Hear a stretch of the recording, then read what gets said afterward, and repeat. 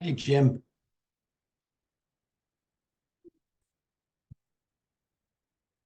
I was getting lonely, man. Gonna say it's a light crew today. Yeah, I think Sam is going to be joining a little later on, but Yeah, I just hey, had two's better than one. I just had a client meeting go over on the reasons for why we don't offer sector funds in a 401k. Oh boy, what Yeah, sector did they want? all of them.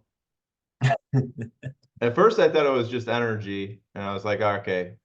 And it's a smaller law firm, so a smaller group, easier to manage. But then he was like, I just want to have healthcare, tech, finance.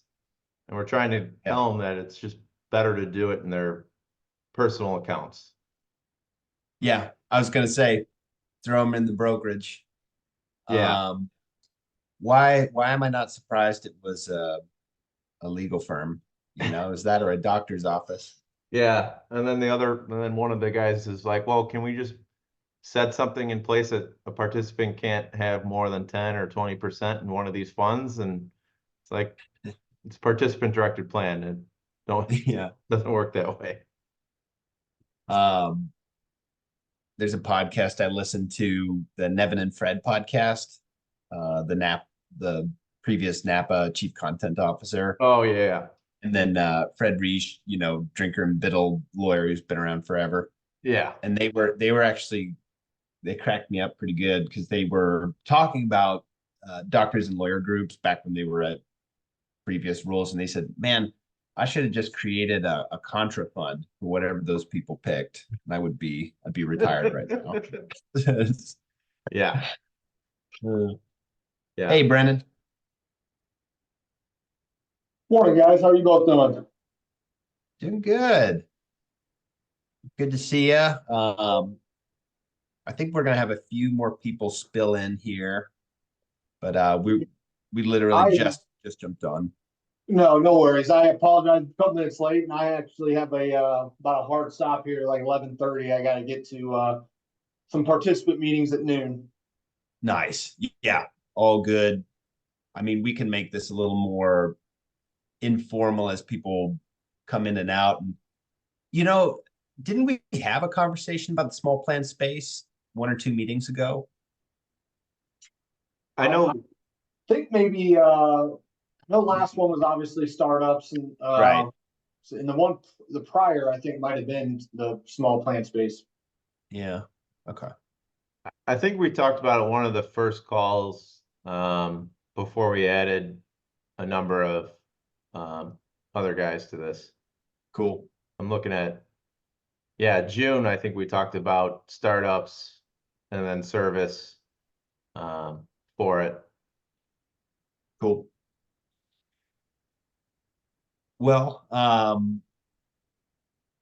we can jump into it if that's good for you guys. I guess if I were to kick it off, the opening question would be, do you have small plans that you service? How did you come into those plans, be it incidental or focus? And how did you approach servicing and placing those plans? So if either of you want to kick that off, we'll just Yeah. erase everything and start the recording here. No, absolutely. It might be, better to get your guys' perspective, smaller group here. I most of our plans are the small plans, we deal with pretty much exclusively in that. We have one, hospital plan that we have an education agreement on. But that's, our biggest one. Everything else is pretty much the start of the $10 million space. Um, and kind of how we really, you know, on the service side, obviously once a year, bare minimum, we set expectations that, hey, we're at least going to have to check a box here to, go over a plan review, see if, just, review the plan in general. Most of the time, I'm doing that with, somebody in HR. So on the kind of the plan sponsor side is a bare minimum 1 year, sit down, review the plan. And then on the participant side, it's really nice if the plan is local. We love getting in there once, twice a year, sitting down with participants. That's my favorite part of the job. Is just kind of reviewing accounts with them, trying to provide some guidance there. Has really helped our personal side of the business, making sure we get in on those local plans. I think I've probably mentioned we deal a lot with the franchisee space. Those are, different. We obviously once a year we try to get on some type of Zoom meeting, Teams meeting, and whether that's in a group or individually with participants, scheduled throughout the day.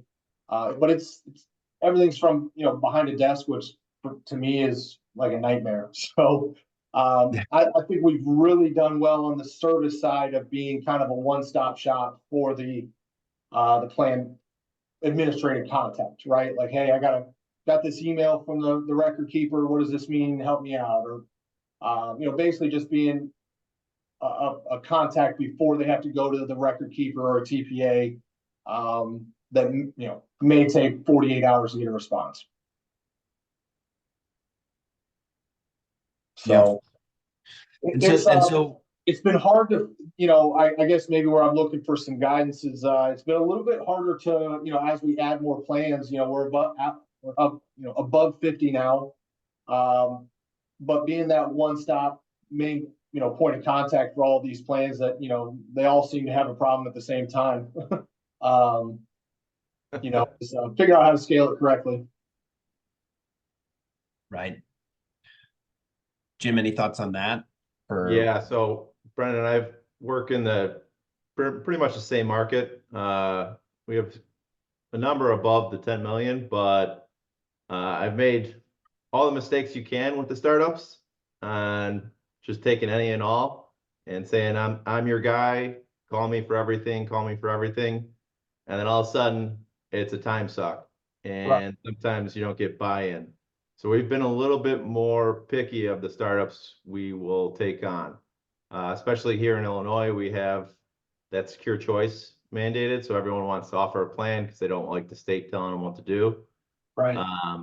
But unless a plan sponsor, wants to make some sort of match or pay for all the plan costs, we're a little hesitant unless there's something else going on, personal client, retail client, or potential retail client, because they could be a time suck on, every time they get an email, it's getting forwarded to you, and then you got to look at it.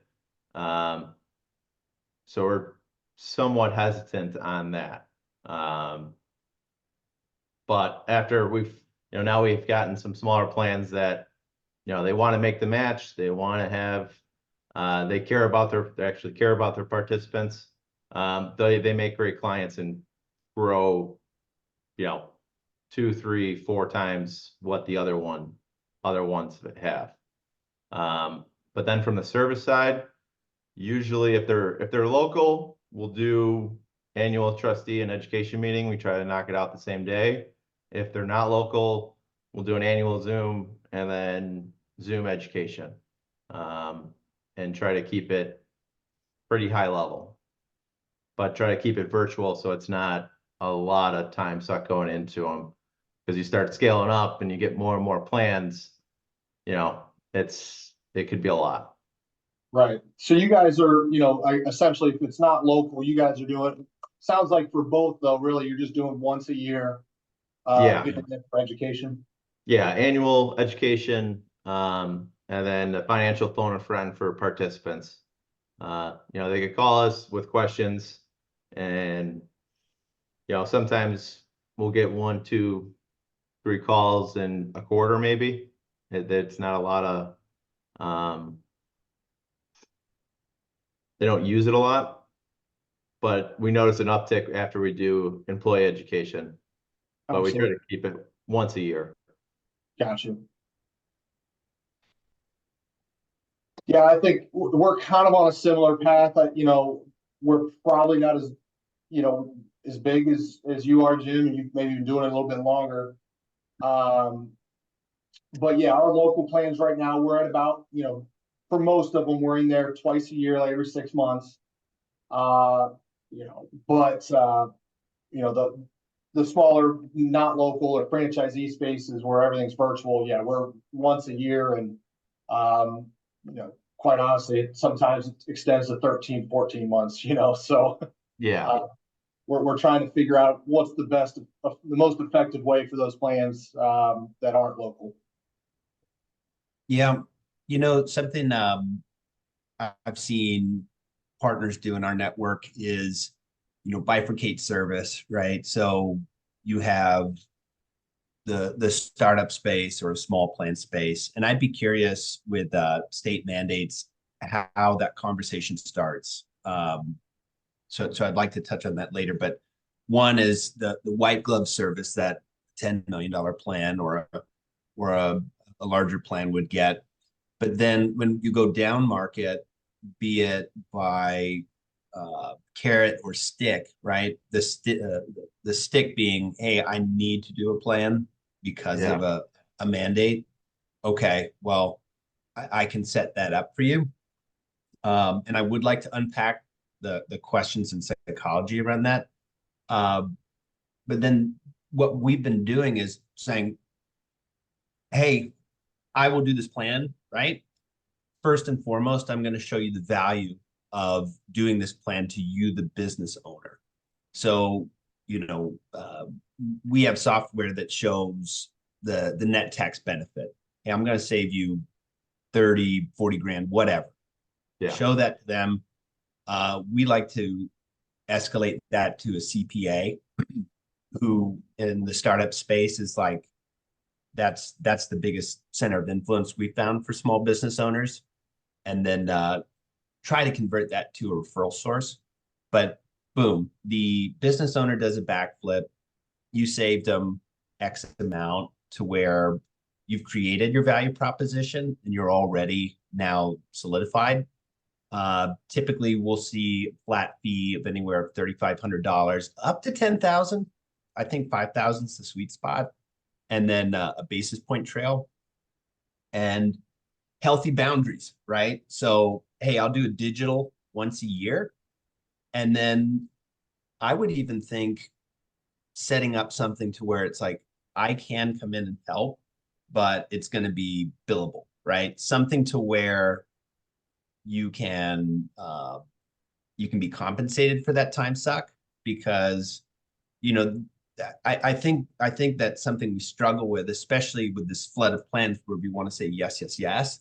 There's a starvation mentality where we're like, well, I'm going to survive off this $5,000, right? But provided a value proposition, you are meeting with them once a year, you're fulfilling your duty of loyalty and prudence, like with service providers. And I think you should lean on a record keeper that can provide that kind of service. And then you can give them pause, before they reach out and say, beyond this scope of service or this type of, segment of my book, right? There's an additional cost. And right, it's a lot better than passing on it. And you'd be surprised at how many people pay if you lead with that net tax benefit. Hey, I saved you 30 grand. I'm going to get you set up. I'm going to meet with you once a year. And then, these are the things handed off to the right service provider. But that's something in the playbook that I think is the way to go when you're taking on tens and tens of plans throughout the year. And then I would say look into technology. I don't know if any of you have seen tech like Venrollment, but that kind of onboarding and employee education using technology is pretty handy too. But those are a few thoughts that I've had in this coverage gap state mandate world. Right. No, and part of it too is in the franchisee space, like maybe not the right term, but we've almost kind of like dug our own grave here where like, we have associations sending us referrals and it's just not one of those agreements that were, hey, your plan is going to be smaller. We're not going to take it. It's, kind of the agreement is, hey, their franchisees need a 401k, we're gonna take it on, and some are needier than others and some grow a lot quicker than others. But I Right. guess maybe the bad thing for us is that they all talk, right? So you may have a plan that's only after 2 years may be only 50,000, but you have another plan after 2 years that's sitting at 300,000, right? And they both kind of want the same level of service or attention, I guess. So it's a kind of a good and bad problem we're trying to figure out. And hey, Ryan, hey, Devin, thanks for jumping in and Patrick, thanks for jumping in. We were just unpacking again, the small plan space, and how to accommodate it at scale. How to make sure that you're servicing and being compensated for your time, without it, being a major time suck. I don't know, not to put you all on the spot. You have any thoughts on this? No, I think Yeah. that we've Okay. kind of like struggled with. I think we finally kind of figured out, but we had a great call a few weeks ago with Ryan, who was it with? He's in the group. About Mason. Mason, yes, Mason. with Mason about 4-1 Go, which could be a great, very efficient for smaller plans and maybe some of our solo Ks, but it's definitely something that we've struggled with in the past. I think we finally kind of came up with a fair comp structure now. Going forward, like a 5K annual for a startup plan until it gets to a minimum revenue. Yep. And I would push back, Brendan, on that, where like there's an association and you got to take them all and they all talk, right? But I think if you start with value again, and you say, if you can show them and the CPA, hey, I've just created this massive deduction or tax savings for you. Okay, here's my flat fee. I think putting Devin and Ryan, do you guys put a basis point trail on that as well? Traditionally we hadn't. We actually are doing that now. Yes. Because of what we found was, well, we haven't found it yet, but we did some like flat fee engagements, and one of the problems that we discovered is like, once we get to a certain level of assets, now reintroducing an asset-based fee when there hadn't been one there's going to be a struggle to do that, especially, participants are going to see that pop up on a disclosure, and how do you kind of combat that? So we actually just recently changed that part of our model where we do a flat fee with a basis point trail, and then we'll just trim back the flat fee and or maintain, trim back the flat fee and just make it more of a basis point model, or we convert to a total flat fee, but then just have the plan sponsor pick up the additional bill. And so at least we have two paths we can go down there, where in the other model we kind of like we found ourselves you kind of set yourself up, because and I completely agree with that. I think 25, 50 bips. I've even seen someone do 100 bips, which I don't know, seems a little aggressive, but putting that trail on there, and then maybe that's one of the ones that grows. But if you did flat fee with no trail and you jump up to renegotiate, way more awkward than, hey, you've gotten to a certain size and now all of a sudden you're talking about, potentially reducing or redoing. It's just a better conversation. So that's the best practice that I love to see, and that I've seen successful out there. For those flat fees, are you guys invoicing the company mostly, or are you just passing it down to the plan pro rata?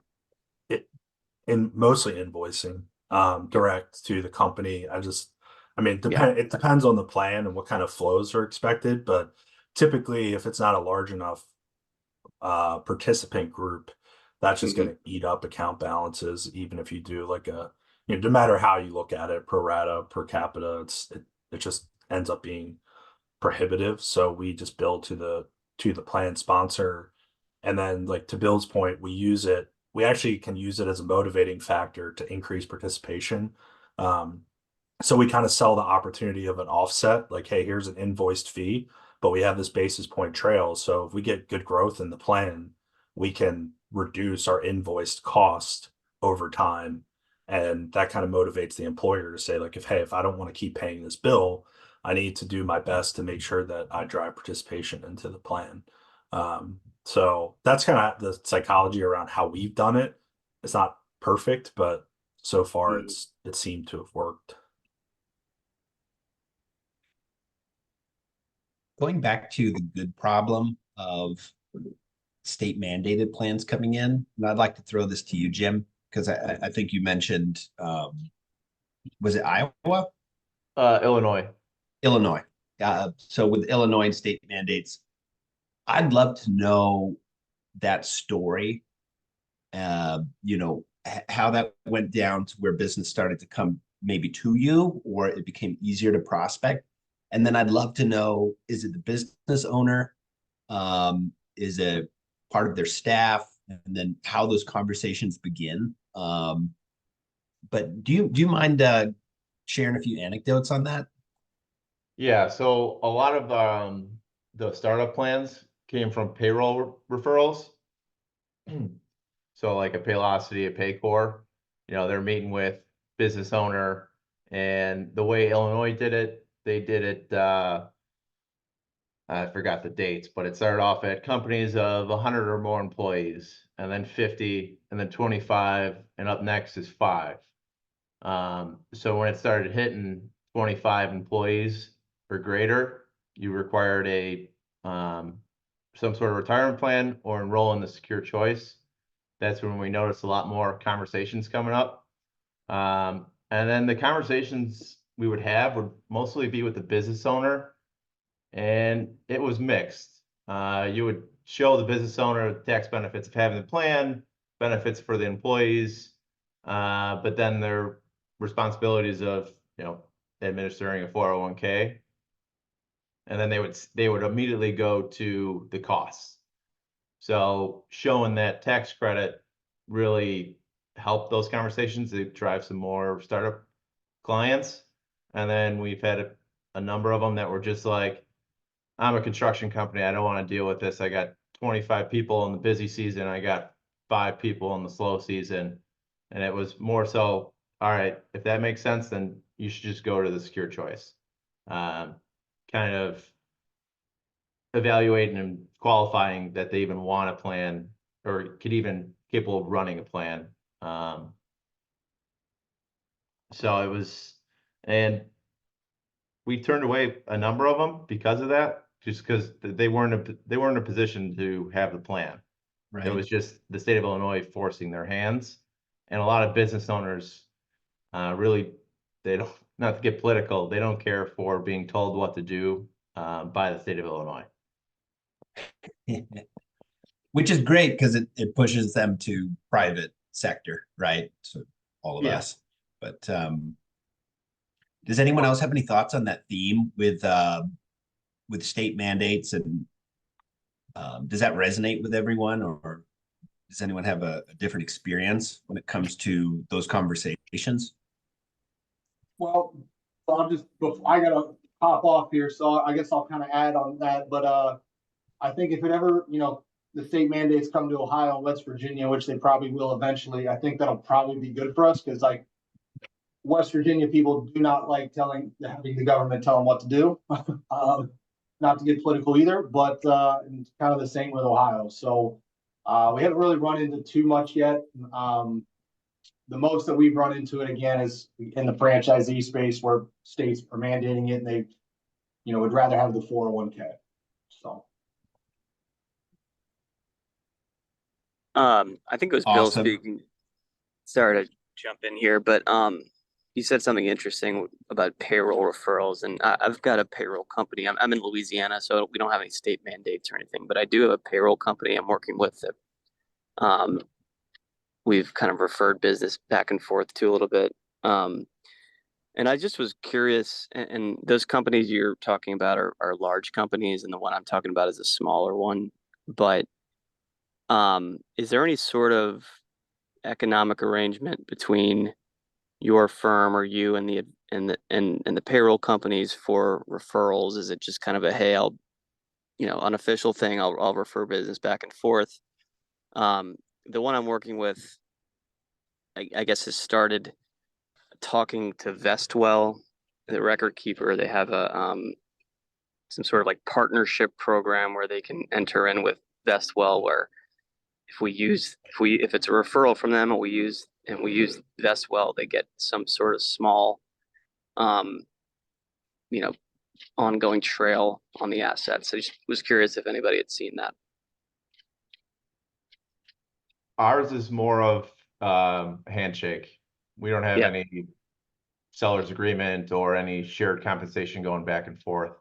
That hasn't been brought up, and also we're hesitant to do that. Mhm. Just, conflict of interest and everything like that. Mhm. Where we have trouble with our payroll is these reps change over every 1, 2, 3 years. So you're constantly meeting new people. So we've found a couple reps that have been there for a while and actually turned them into retail clients. So it's a little more sticking power there.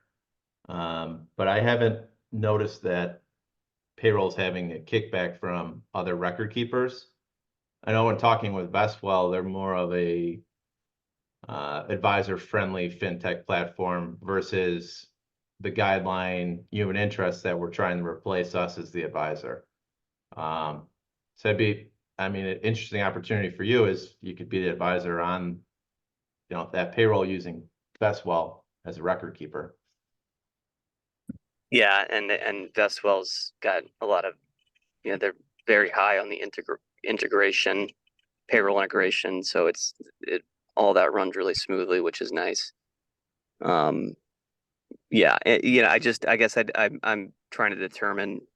Certainly there's like a conflict of interest if I'm only recommending a platform in which the payroll company is being compensated on. I just didn't know if, and there's other ways to do it. I think legally, Yeah, with RIAs and stuff like that. I just didn't know if anyone's done anything like that before. I've seen it with like CPAs or unlicensed folks, a promoters agreement. I'm not quite sure if you could do it with payroll, but is anyone Right. else familiar with that? The promoters agreements? Yeah, we haven't done it recently, but in a previous role, we had that with a CPA firm and it worked well for a while. But like since Devin and I started our firm, like we haven't done that with anyone. I think a lot of our agreements are just handshake, like Yeah, not passing revenue back and forth. Just gets complicated and Yeah. it just wasn't worth going through all the legal stuff to do that. We just kind of say like, look, if you do a good job, we don't want to be in the business of what you're doing and you don't obviously want to be in our business. So, if we both are good in our respective fields, we'll just send business back and forth. Like in our area, our local Paylocity rep, we get some referrals occasionally from him, but we don't have like a formal agreement. We just, whenever Yeah. we have a company that's looking at payroll, adjusting their payroll or changing providers, we always bring them into the mix as an option. But we kind of clearly say like, we're referring them because we've worked on plans with them and they've done a good job, but there's not a requirement for you to like go down that path so that we can create clear separation. So Yeah. that's been our process, but it's good old fashioned barter there. yeah. Exactly. And actually, I have an interesting relationship with a Paycor rep. Actually, we have a call here at noon with an intro from him, but he sends me, I guess, obviously they all have access to Zoom info, but he sends me 15 leads that he's going after every single week and has me reach out about 401k stuff. I guess there's pings for 401k, and that's how we got this one at noon coming up. So every Monday I get a list of people he have been pinged, I've been looking for, I guess, Googling. I don't know how the system works for 401k management, whatever it is.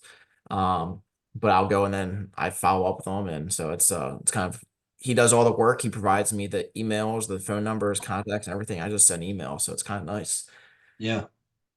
Running back to the promoters agreement, at our summit we had recently, we had some legal eagles up on stage, and it looks like the fiduciary rule with its current language might extend out to that promoter now, and that consideration of their role right?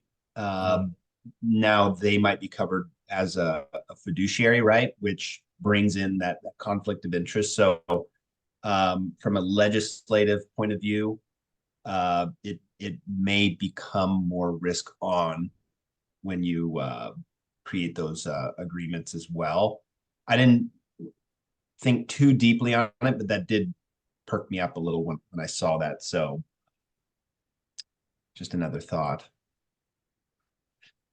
Yeah, I've noticed we've worked with a number of different Paylocity reps and only a few Paycor reps. I noticed the ones that are worth their weight in gold are the ones that you don't have to give us your clients, just give me an at bat. They want an at bat, you know, refer them in. They're like, just refer me in with the 2-3 other providers out there. Just give me a crack, and it usually works out well because it's, you know, you're giving them, the client, the story of, hey, we've worked with them in the past. They've, you know, taken care of us, but we also, you know, we're agnostic to whoever you choose. We also use Paylocity or Gusto, what have you, but the ones that always say, you know, just give me at bats, that's all I want. It Yeah. works out well. Has anyone else seen, because we use Gusto for our company, has anyone else seen set up a 401k and seen like Vestwell and Ubiquity? Like I saw like a tab where I could set up a K plan with them. Pretty sure it wasn't a Mirage. Has anyone else been clued into that where there's direct business with payroll?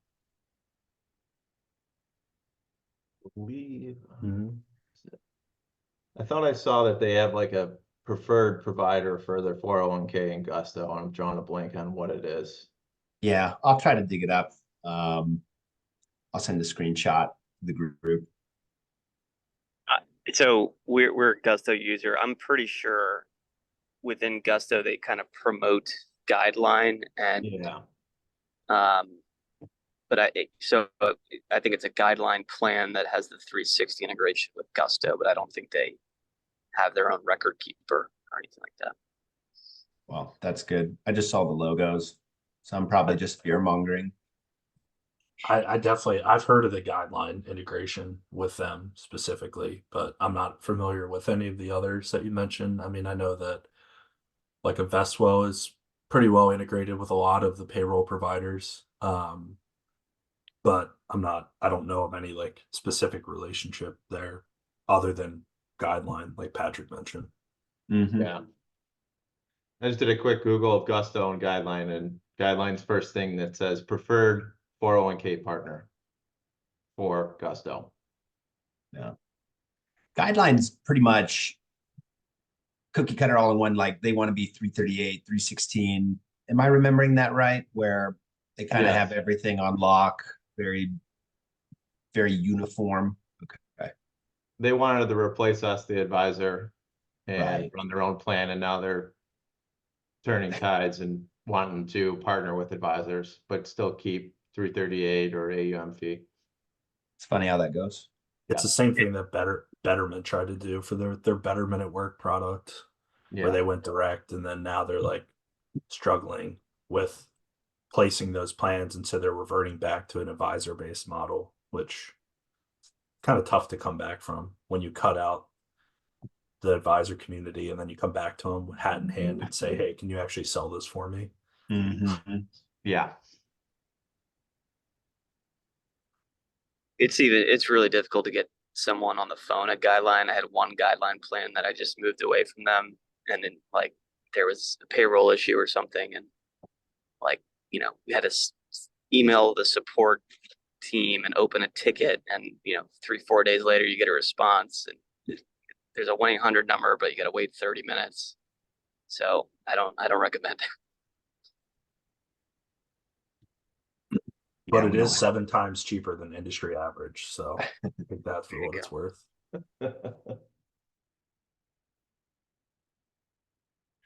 Yeah, I was glad to hear 401 Go come up again. They've been great. I know Ubiquity's kind of become a bit of a mess. But right now our darlings are Vestwell, PCS, and 401 Go. for this segment. So we've been satisfied there. You know, another thing I haven't heard come up is PEPs for scaling. Like it seems like a panacea. I've always found them cost prohibitive. To where, to Jim's point, they go, all right, what's the cost? Like, what's this, you know? When I used to run quotes, we had a partner, Pentegra, and when we went to the bottom line, the 316 cost just blew everything out of the water. Furthermore, all these folks were under 100 heads, so there was no audit, so that cost wasn't there. But I do hear people talking at length, and we're actually doing a panel on the small market upcoming at Napa, and we'll be talking about PEPs. But has anyone here thought about PEPs for this segment? And does it make?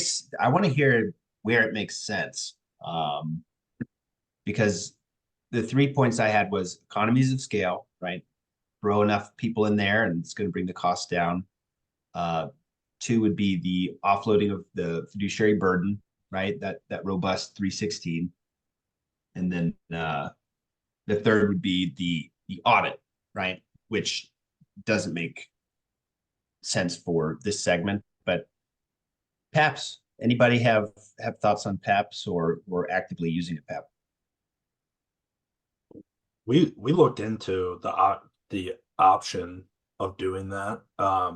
Specifically, the only fit that we found in our practice, because we work with a lot of construction companies, so they tend to be smaller asset sized plans, but decent head count. So we see it a lot, like 150 eligibles, and $3 million plan. And so we looked at it, and those were plans I thought might be a good fit, but we just couldn't get to a place where it worked. The challenge we always ran into was with a couple of the providers, the asset-based pricing model, and not being able to get as quickly as we would have liked to the economies of scale, where the individual market still was priced fairly competitively.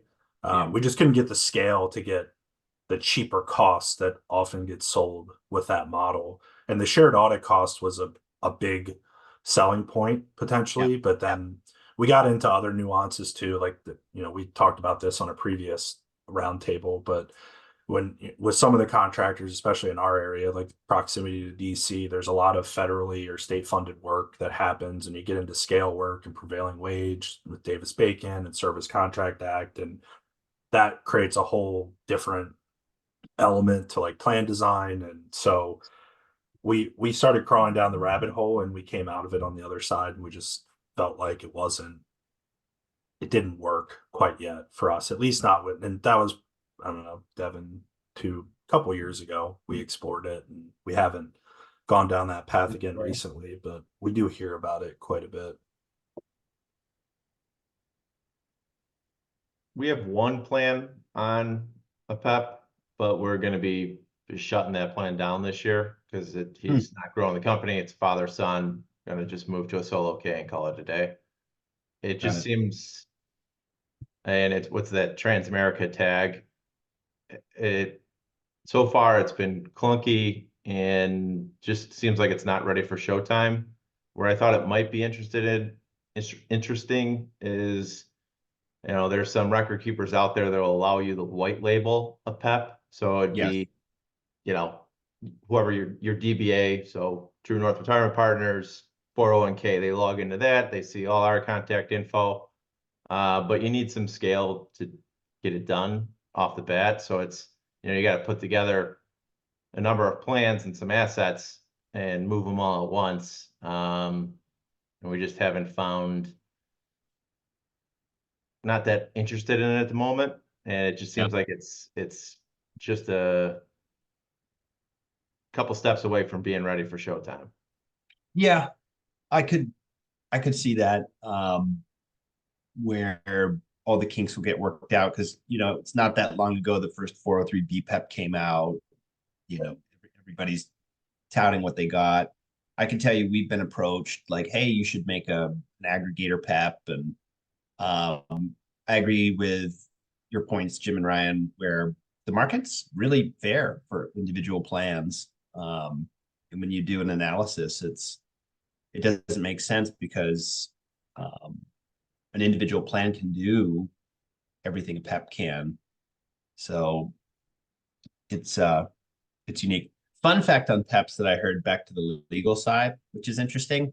So if you were, let's say you do amass hundreds of plans into a PEP as an aggregator or an advisor or whatever.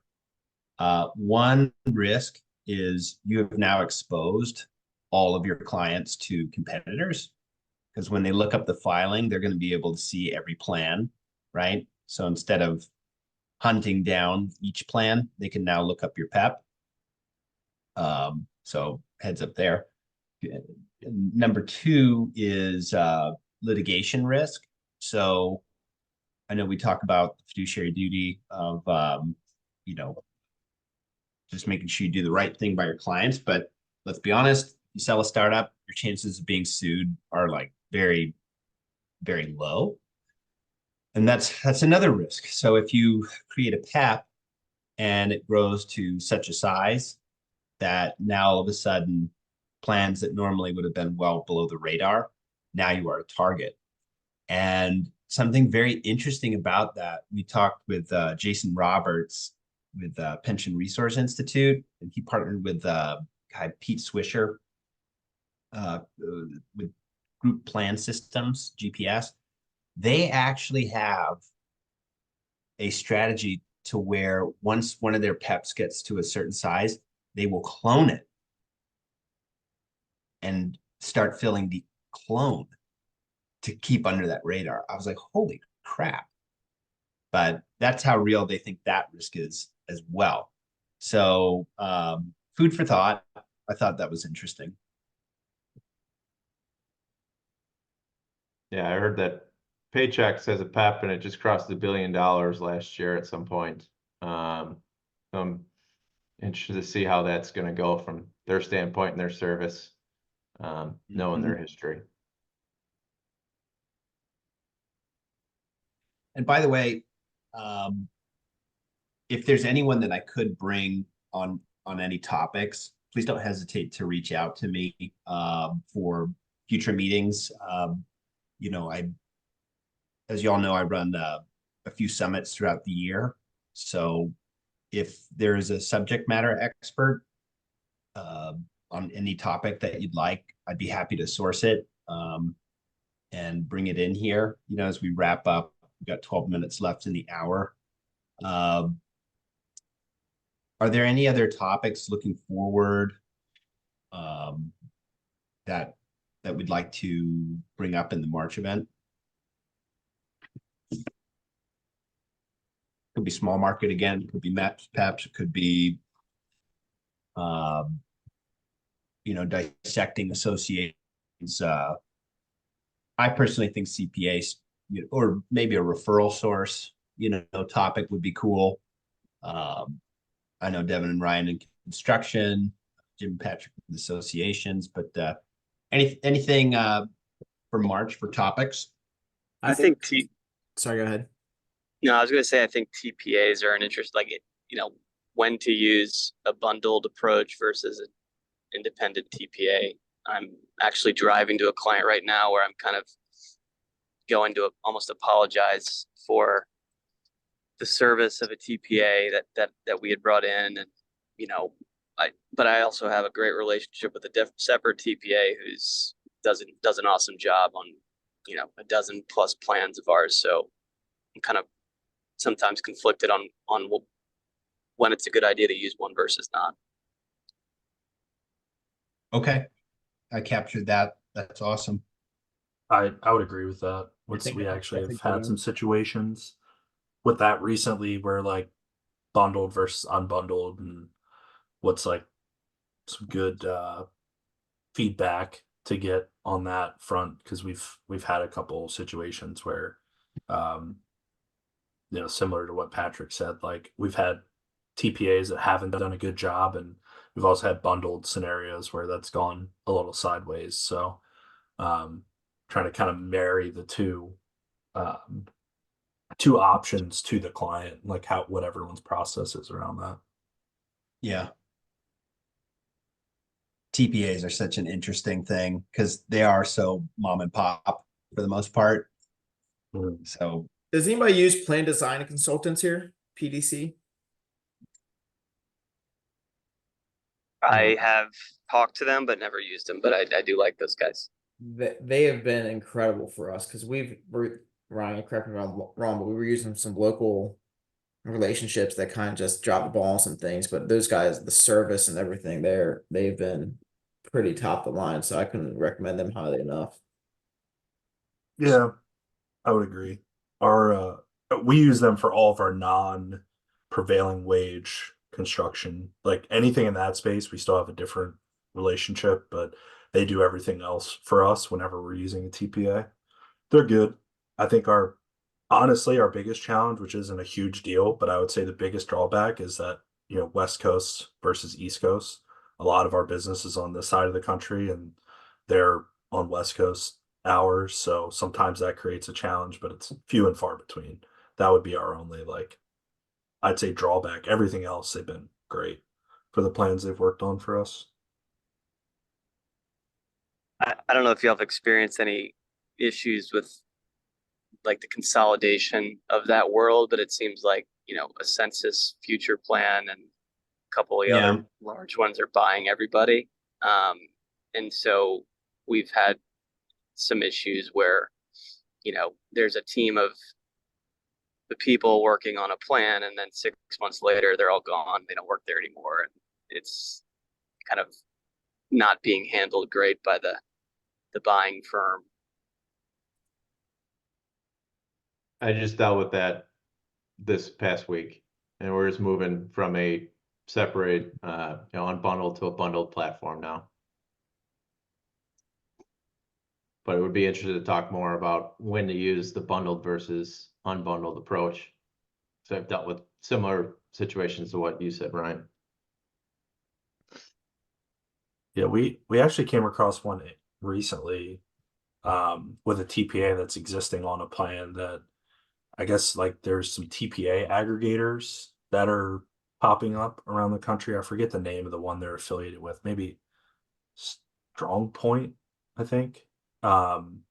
Where like they're independent TPA, or they run the business independently, but they're all part of this like larger national group, which is interesting to me. So I'm curious to see how that kind of reshapes that part of the world because it sounds like it wasn't a true, well, it is an acquisition, but not a true acquisition in the sense that they just like buy it and then roll everything up under Right. one consolidated brand. It's more of this like run independently, but we'll support you. We'll give you the backing from a larger national organization. Yeah. And let's be honest, a lot of these TPAs are on the older side age wise. So they're Yep. starting to retire and wanting to sell their business. Yeah, no one, and it seems like talent in the marketplace, like it's not readily there. No one wants to jump into the sexy business of being a third party administrator. Does anybody here work with ERISA services? Bob Miller, Midwest guy, Kansas City guy. Mm-mm. No. Okay. Okay. Well, I'll marinate on the TPA thing. Why don't we just make that the topic? Running up. Okay, last thought that comes to mind in the small plan space that was brought to me by Voya is these insurance-based record keepers. I was pretty shocked to learn about this strategy, but there are like a Transamerica, Voya, they'll pay 2% on gross assets or just assets in the plan to do a record keeper change. It's disclosed to the advisor, but it's pretty wild. So that's 20 grand for every million. And they just have a bunch of actuaries who sharpen their pencils and stroke that check to the advisor. And I've seen a few advisors do this to where they'll like follow a wholesaler from Transamerica, One America to Voya, and just get these paydays off of plans. And net fees to the client is in the best interest of the participants, but it is a bizarre deal that I hadn't learned about until last year. Has anyone else heard of this? I've heard of it. I mean, I've heard of upfront comp with insurance-based carriers in the past, Yeah. insurance-based record keepers, but I mean, most of our experience has really been on the TPA, like installation allowances that they kind of kickbacks on the back end to get a plan set up. So Oh, yeah. that's not, I mean, not 2% in a lot of cases, but it's still, significant revenue. Well, I mean, there's the kickback because that's what I found because I got flipped over to some consultants who Mhm. knew the conversation, and they'd usually do a 50-50 split.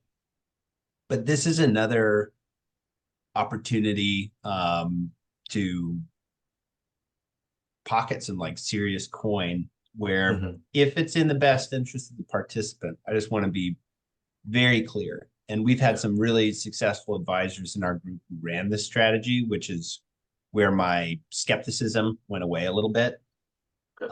But obviously, this is likely taking place in the cash sleeve. But if it's crediting a good number, people will flip their book.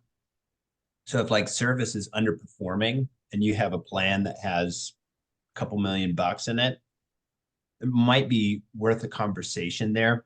And I think it's part of it's relationship based, but the whole thing's bizarre. I have a few contacts in there, but Yeah. I know we've converted a few on the Bidmani side, and it's the conversation is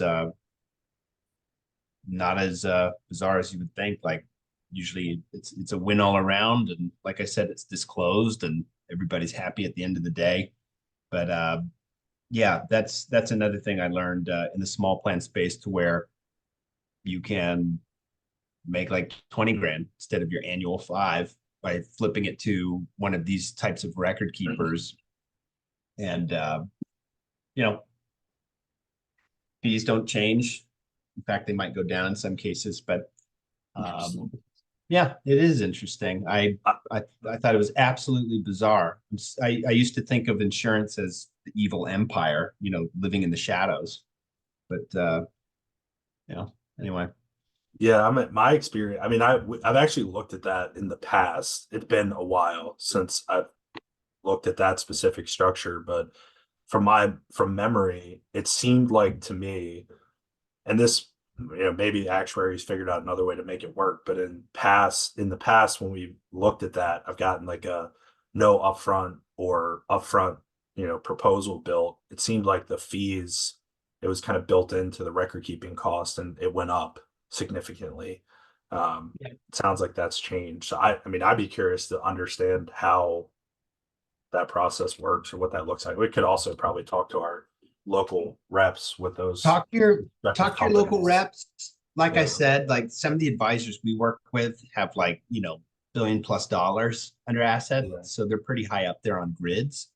But then there are these consultants who have those track records and assets. So they're up there on the grids, and then they do a split, for the opportunity, and they're cleaning house pretty good. So that is another unique opportunity to be very profitable in the small plan space. Obviously, and I just want to emphasize it again.